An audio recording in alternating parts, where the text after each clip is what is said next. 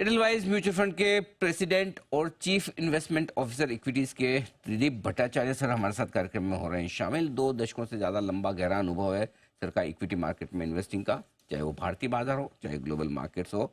और Edelweiss mutual fund join करने से पहले आप एक्सिस म्यूचुअल फंड में पोर्टफोलियो मैनेजर रह चुके हैं और UBS global asset management London UK में भी आप अपनी सेवाएं दे चुके हैं। और आपने बीटेक की डिग्री हासिल की आईआईटी खड़गपुर से, और इसके अलावा बिजनेस मैनेजमेंट में फाइनेंस में एसपी जैन इंस्टीट्यूट से आपने पोस्ट ग्रेजुएशन डिप्लोमा भी हासिल किया है। त्रिदीप सर, बहुत बहुत स्वागत है आपका, धन्यवाद हमें समय देने के लिए। नमस्कार सर, ये बड़ा डर लग रहा है आजकल, थोड़ा ग्लोबल मूड माहौल को देखकर, पता नहीं मतलब कभी चाइना, कभी इधर ईरान इजराइल, कभी अमेरिका, मतलब सभी लोग डरा रहे हैं सर, कितना डरना है? मेरे ख्याल में जब मार्केट्स में इतने अच्छे रिटर्न्स बने हुए हों तो थोड़ा सा डर सेहत के लिए अच्छा होता है।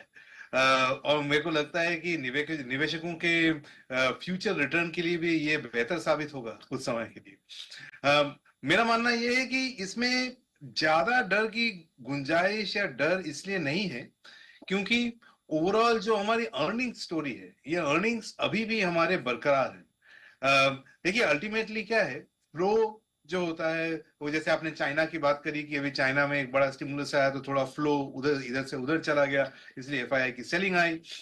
लेकिन ये फ्लो सस्टेनेबल तब होता है जब उसका बैकिंग अर्निंग्स के साथ हो।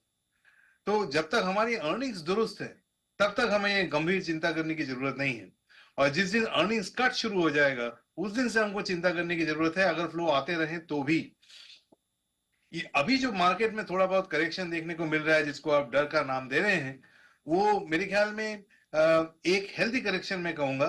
थोड़ा सा मिड और स्मॉल कैप में हम लोग पहले भी बात करते रहे हैं, थोड़ा वैल्यूएशंस में कुछ कुछ जगहों में अति हो गया था, जो कि थोड़ा सा करेक्शन होना जरूरी था।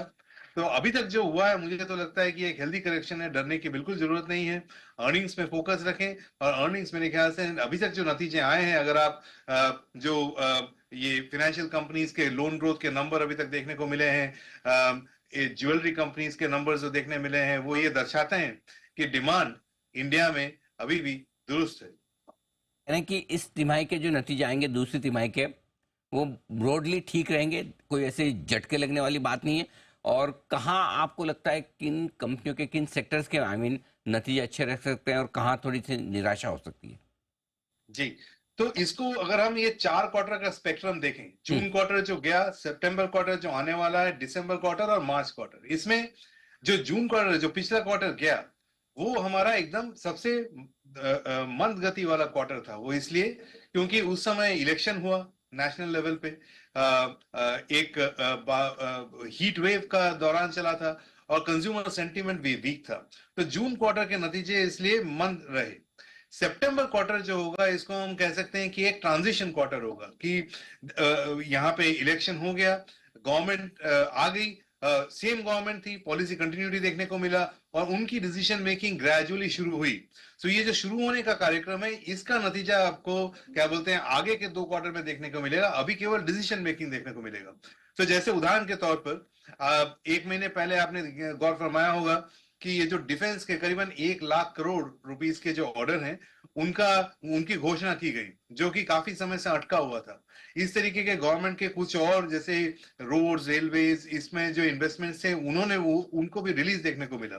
तो ये डिसीजन मेकिंग अभी हुआ, उसका इंप्लीमेंटेशन इस क्वार्टर में नहीं हुआ, वो आगे 2 क्वार्टर में होगा।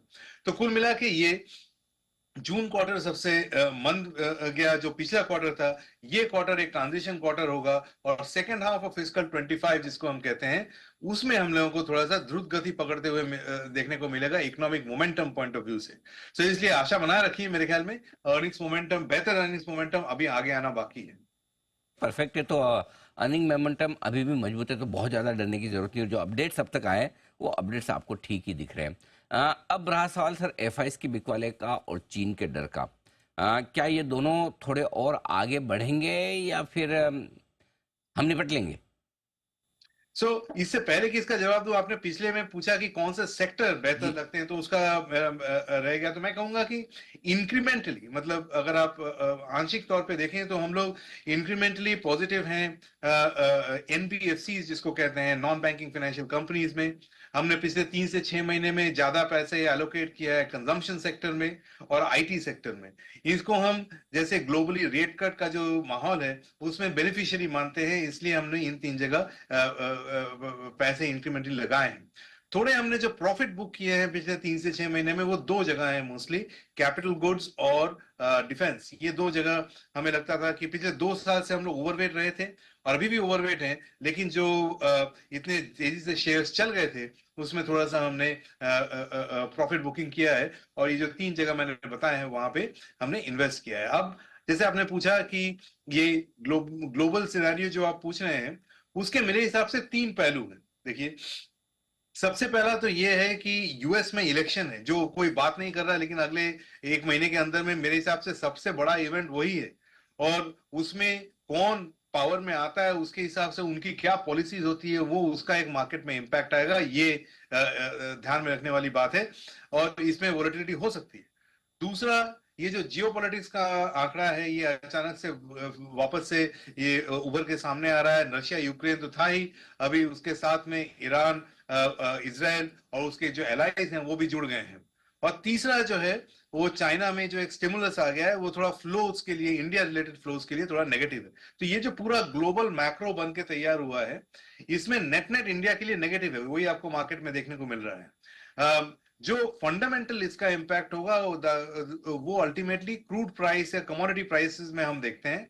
उसमें हो सकता है कि क्षणिक तौर पे अगले 2 या 3 महीने में आपको क्रूड ऑयल प्राइसेस या कुछ कमोडिटी प्राइसेस सप्लाई डिस्ट्रप्शन की वजह से ऊपर जाते दिखें। और चूंकि इंडिया एक कमोडिटी इंपोर्टर है, इसलिए हमारे मार्केट्स के लिए शायद वो शॉर्ट टर्म नेगेटिव होगा। बट अगर आप अगले 3-5 साल पॉइंट ऑफ व्यू से देखें, तो ये करेक्शन मेरे हिसाब से एक वेलकम करेक्शन है। इसमें अगर कुछ अच्छे शेयर्स सस्ते मिले, तो हमारी तो आंखें इसी पे लगी हुई हैं कि फाइनली कुछ अच्छे शेयर्स मिले नीचे के लेवल्स में, तो हम उसमें इन्वेस्ट कर सकें। तो मैं अभी भी मानता हूं कि मार्केट अभी भी बाय ऑन डिप्स स्टेज में है। ओके। अरे सर, सस्ते आप बोल रहे हैं, हमें तो ऐसा लग रहा है बहुत सस्ते हो गए। ऊपर से कई सारे 30 से 40% गिर गए। अब ये बताएं सर, जो लोग इंतजार कर रहे थे पैसा लगाने का, क्या सही टाइम आ गया है? धीमे धीमे इंस्टॉलमेंट में लगाएं, या आप इस वक्त भले आप थोड़ा बड़ा पैसा भी डाल दें तो दिक्कत की बात नहीं है? म्यूचुअल फंड में डालने वाले इन्वेस्टर्स के लिए क्या राय है आपकी? अक्टूबर नवंबर मेरे ख्याल में अगर धीमे धीमे डालें ये 2 महीने, तो मेरे ख्याल से वो समय अच्छा होगा। एक तो फेस्टिव सीजन भी है, और दूसरा ये कि इस समय जो मैंने आपको ग्लोबल हेडलाइंस गिनाए, यूएस इलेक्शन, फिर आपका जो ये जियोपॉलिटिकल सिचुएशन है, और चाइना में भी जो भी थोड़ी बहुत जोर देखने को मिली है, एक रैली देखने को मिली है, ये तीनों का इफेक्ट अगर नेगेटिव मार्केट में मिले तो कुछ अच्छे प्राइसेस मिल सकते हैं। तो अगले 2 महीने में लमसम नहीं, पर एक स्टैगर करके डालें तो आपको बेहतर प्राइसेस भी मिलेंगे, और मीडियम टर्म के लिए अच्छा भी होगा। फिर तो ये है आपके लिए राय त्रिदीप सर की तरफ से। सर, बहुत बहुत धन्यवाद आपका, आपने समय दिया और विस्तार से बाजार के डायरेक्शन पर और साथ ही निवेश के मौकों पर हमारे दर्शकों को अपनी बहुमूल्य राय दी। Thank you so much sir. Tridip Bhattacharya sir बताते हुए बाजार के डायरेक्शन के बारे में, और इस बीच बाजार